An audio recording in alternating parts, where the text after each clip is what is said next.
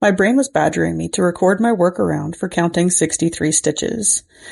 I placed a stitch marker 10 stitches from each end of the project. This is stitch 1. Sometimes the individual threads of yarn get tangled. As easy as just to redo the stitch and add some tension back into the yarn. This is stitch 2.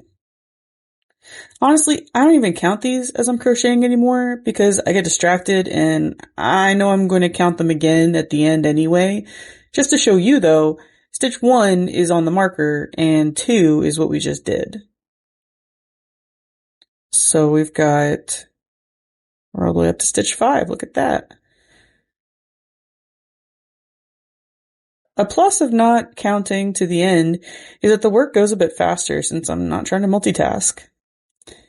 The 10th stitch will be the one on the end stitch marker. If the tension is too tight, it might be difficult to get your hook in there. Fortunately, that's not the case here because I've been learning.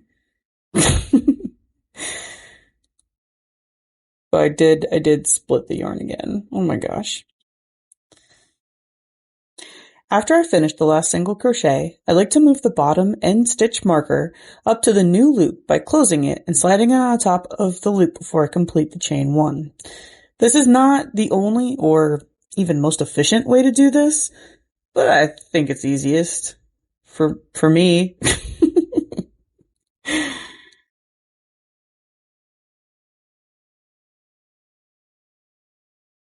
You can go ahead and flip it and do your chain 1 and then find the stitch on the back of or the edge of the project.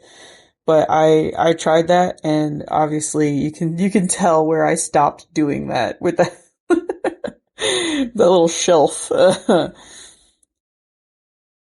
Count 9 from the inner marker. The end marker is on stitch 1, so I need to make stitch 2 now. Just like before, I cruise on down to the next stitch marker, and then go back and count from marker to marker to ensure there are 10 stitches. I'm not a multitasker, not even a little bit. Let me know down in the comments if you have a better way to do this, or any suggestions for enhancing my ridiculous, admittedly, process. I made one of those craft store amigurumi. Okay, help me pronounce that. Projects which help me understand the stitches of crochet tremendously. I'm also going to link the tutorial for this specific project in the description. The creator does an amazing job at describing how to do stuff. I can't count.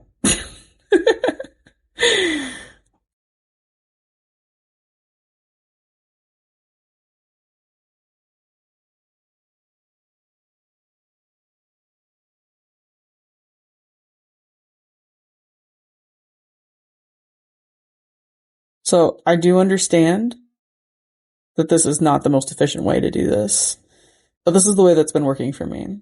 So I just pinch the crochet hook between my finger and the project just to get a better view of the stitches. I do the final count just to make sure, counting all of those V's. And then you just move that stitch marker up to the new 10th stitch, and then you move on. Like earlier in the video, the stitch marker kept getting stuck in the middle of the yarn instead of capturing the whole thing. I think I'm going to move to a sharper stitch marker. This is just one that I had left over from that project I referred to. It's good to add tension and try again, and make your loop bigger. That way, there's less chance of you accidentally deleting your stitch. Thanks for doing this with me. I appreciate your time and attention. Okay, love you, bye.